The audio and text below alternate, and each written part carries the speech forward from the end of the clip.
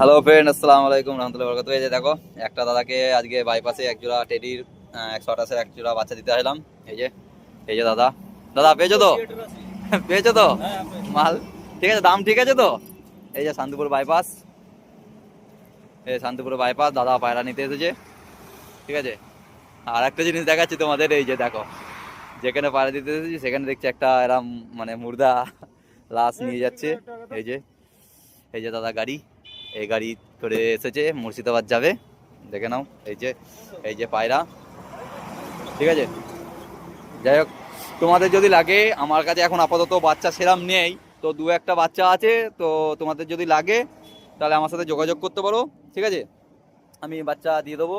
আর ভয়ে তোমরা পায়রা পেয়ে যাবে, কোনো টেনশন নেই। এই যে দাদা গাড়ি করে এসেছে, দাদা এখন মুর্শিদাবাদে যাবে এই মাল নিয়ে, তারপরে আবার বাড়ি যাবে।